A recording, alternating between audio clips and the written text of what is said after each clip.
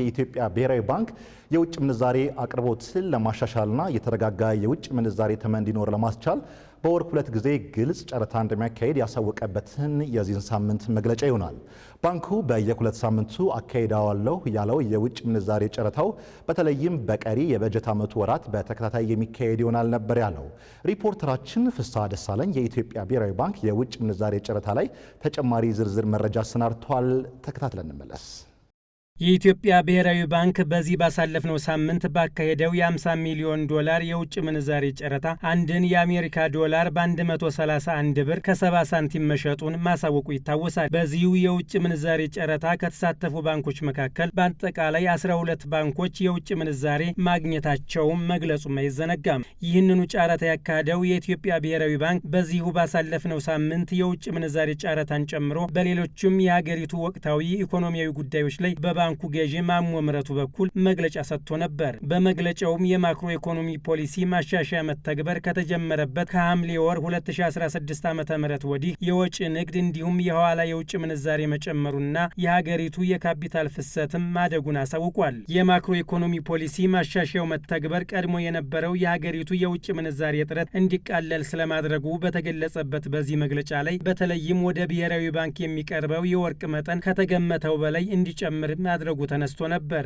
እንዲሁም የሀገሪቱ የውጭ ምንዛሪ መጠባበቂያ ክምችት በተለይም ባለፉት 9 ወራት ውስጥ ከተጠበቀው በላይ መጨመሩን የባንኩ ገዢ ተናግረዋል። የኢትዮጵያ ብሔራዊ ባንክ የውጭ ምንዛሪ ተመን የተረጋጋና የኢኮኖሚ እድገትን የሚደግፍ መሆኑን ለማረጋገጥ እንዲሁም የውጭ ምንዛሪ አስተዳደር የተቀላጠፈ ግልጽና ታማኒ ለማድረግ ይረዳ ዘንድ እንደየሁኔታው ትክክለኛ መረጃ ለሕዝብና ለገበያ ተዋናዮች የመስጠት ኃላፊነት አለበት። የኢትዮጵያ ብሔራዊ ባንክ ከረጅም ዓመታት በኋላ የውጭ ምንዛሪ አስተዳደር ስርዓት ማሻሻያ ያደረገው ሐምሌ 22 2016 እንደነበረ ይታወቃል። በዚህ ማሻሻያ መሰረት የውጭ ምንዛሪ ተመን በባንኮችና በደንበኞቻቸው መካከል ወደሚወሰንበት የገበያ ስርዓት የተሸጋገረ ሲሆን የኢትዮጵያ ብሔራዊ ባንክ የውጭ ምንዛሪ መጠባበቂያ ክምችት ወይም ኢንተርናሽናል ሪዘርቭ ከማሻሻያው ወዲህ ባሉት 9 ወራት ከ200% በላይ ያደገ ሲሆን የያዝነው በጀት ዓመት ሊጠናቀቅ 3 ወራት እየቀሩት እቅዱን ማሳካት ተችሏል።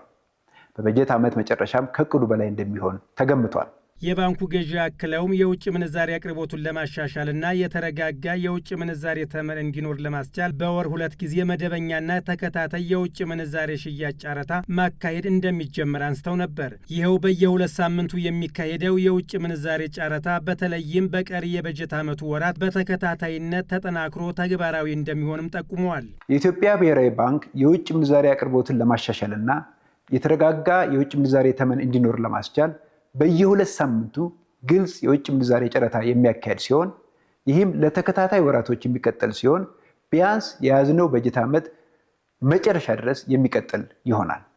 ለእያንዳንዱ ጨረታ የሚቀርበው የውጭ ምንዛሬ መጠን የሚወሰነው በወቅቱ ያለውን የውጭ ምንዛሬ ፍላጎት በማገናዘብ ይሆናል።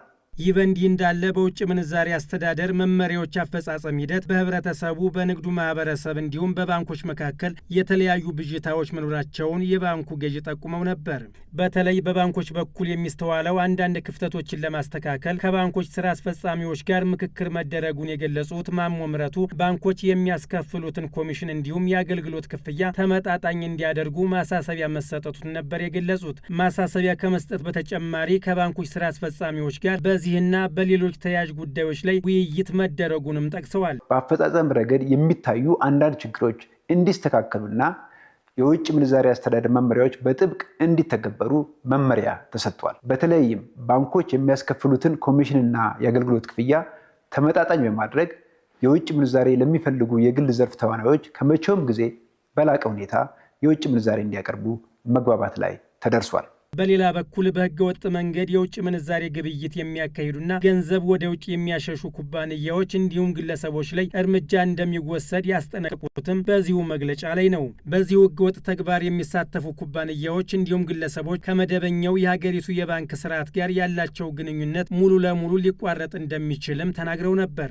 የኢትዮጵያ ብሔራዊ ባንክ የተለያዩ የቴክኖሎጂ ዘዴዎችን በመጠቀም እንደ አስፈላጊነቱ ከፋይናንስ ደህንነት አገልግሎትና ሌሎች የህግ አስከባሪ አካላት ጋር በመተባበር የውጭ ምንዛሬ ግብይት ከባንክ ስርዓት ውጭ በሚያካሄዱ የውጭ ምንዛሬ ወደ ውጭ ሀገር በሚያሸሹ በህገወጥ የገንዘብ ዝውውር ወይም ማኒ ላውንደሪንግ በሚሳተፉና የብሔራዊ ባንክን የቁጥጥርና የአሰራር ስርዓት በሚጥሱ ግለሰቦች፣ የኋላ ኩባንያዎችና የገንዘብ አዘዋዋሪዎች ላይ ጥብቅ የክትትልና የቁጥጥር እርምጃዎችን ይወስዳል። በአዲሱ የብሔራዊ ባንክ የማቋቋሚያ አዋጅ መሰረት እነዚህ ህገወጥ ኩባንያዎችና ፍቃድ የሌላቸው ኩባንያዎች እንዲሁም ግለሰቦች ከኢትዮጵያ የባንክ ስርዓት ጋር ያላቸው ግንኙነት ሙሉ ለሙሉ እንዲቋረጥ ይደረጋል። ከዚህ ባሻገር ህጋዊ ፈቃድ ያላቸውን የኋላ ኩባንያዎች ዝርዝር ባንኩ እንደሚያሳውቅ የገለጹት አቶ ማሞ ህብረተሰቡ ከህገ ወጦች በመራቅ ራሱን ከመጭበርበር እንዲጠብቅም አሳስበዋል። እንዲሁም በሌሎች ሀገራት ህጋዊ የኋላ አገልግሎት የሚሰጡ ኩባንያዎች ጭምር ይፋ እንደሚደረጉም ጠቁመዋል። ህጋዊ ፈቃድ ያላቸው የኋላ ኩባንያዎች ስም ዝርዝር በብሔራዊ ባንክ ድረገጽ ወይም ዌብሳይት የሚገለጽ ይሆናል። ከነዚህ የኋላ ኩባንያዎች ውጭ ያሉት በሙሉ ፍቃድ ያልተሰጣቸው እንደሆኑ ህብረተሰቡ ተገንዝቦ ራሱን ከአደጋ ስጋት፣ ከመጭበርበርና ከስርቆት እንዲጠብቅ አጥብቀን እናሳስባለን። እንደ ሁኔታውም በየሀገሩ ያሉ ህጋዊ የኋላ ኩባንያዎችን ስም ዝርዝር ይፋ የምናደርግ ይሆናል። የኢትዮጵያ ብሔራዊ ባንክ የማክሮ ኢኮኖሚ ፖሊሲ ማሻሻያው ስኬታማ እንዲሆን ለማስቻል የቅርብ ክትትል እንዲሁም ሁሉንም የመቆጣጠሪያ ዘዴዎች በመጠቀም ጥብቅ ቁጥጥር እንደሚያደርግም በዚሁ ሳምንት በሰጠው መግለጫ አሳውቋል። አክሎም መላው የንግድና የኢንቨስትመንት ማህበረሰብ እንዲሁም ባንኮች በተረጋጋ ሁኔታ ያለ ስጋት ስራቸውን እንዲቀጥሉም ጥሪ አቅርበዋል።